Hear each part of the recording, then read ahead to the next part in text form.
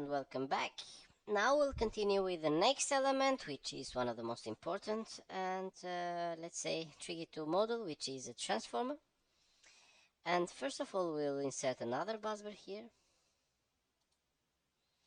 Also try to extend so we can have a proper view.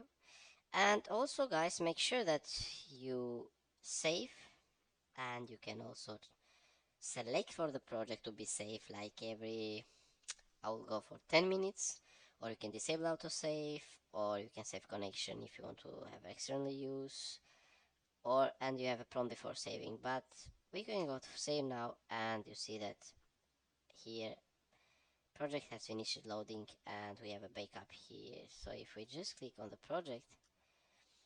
project is already saved here, and we see that is one file more. So let's model that busbar to let's say I will go for a medium voltage, and the nominal will be like 33. It can also be counted also to high voltage, but as we have already put H voltage busbar, so we'll go for a medium voltage busbar here. And also make sure that you click OK. We can move the text here a little bit, or it can stay here. Now the transformer is located here into a two-winding transformer, so just left click, place on the grid, and if you see it's automatically one side connection. If also you can connect the rest by just clicking here, and also you can move it freely, and we'll try to look as more aesthetic as we can. So let's double click and see what can we model here. The first we'll go for the ID, which is the high voltage to medium voltage trafo. And the primary, we see that is the high voltage busbar, it automatically being recognized, which is 110, and the secondary is the medium voltage.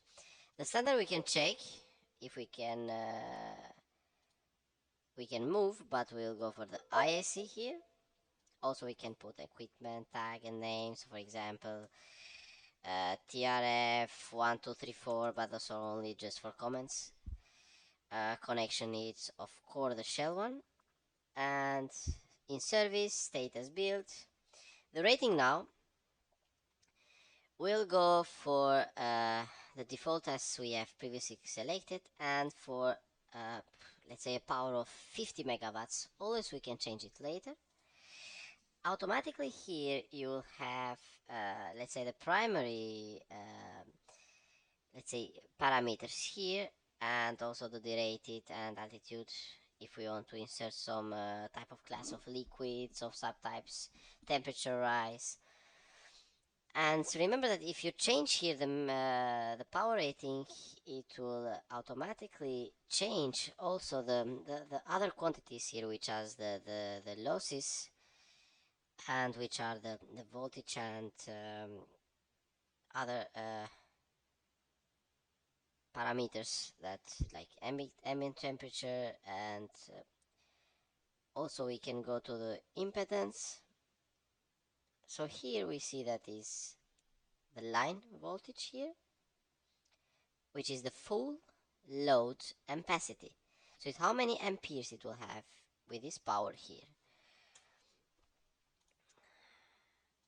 And the duration is 50. So it can go the maximum up to 65 in case of overloading. The impedance. Now you can insert all of the variables here that we maybe previously know, like the ratios and everything, but there is a trick here that if you go for the typical Z and X and R, so the total impedance and the inductance and the reactance, we can just go for typical here and it automatically do the calculation here. So if you have a datasheet, you can insert.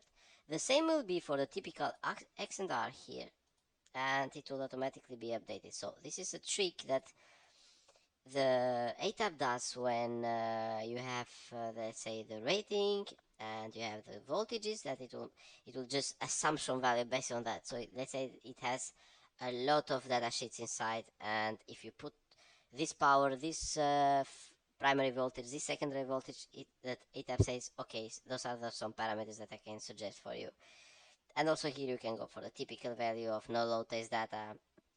Also you can do some calculations, but it's better to have a data sheet.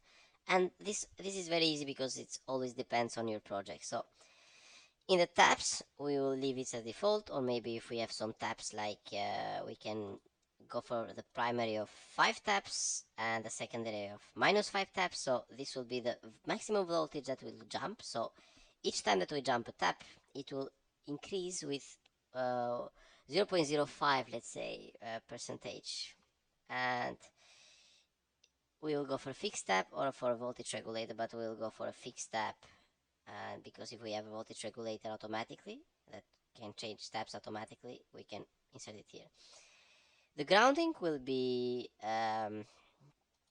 let's say primary, it will be triangile, and we can go here for triangile, and it will go, for example, because we have high voltages, and we can go 60, and it will make 2 here. So it's the DD delta delta 2. If we go for 90, it will go 3, and 100 it will go 5 more. So I will go for a 60 degree, or let's say, depends on what is your preference here and what is your, let's say, project type. The sizing, again, the transformer loading, those will be left as default here, because we'll go for, we have already put the rating here. For the protection, this is default, but you can also insert some protection if you have previously configured. So if you want to say that, okay, if this current passes here, I want the transformer disconnected or more. So, and this is only based on the full load amperage. And the harmonics, for now we are not going to model, and as you know, the reliability also no, and remarks and the comment. So let's click OK, and you see that the transformer is modeled successfully. So thanks a lot, and stay tuned for the next lectures. Thank you.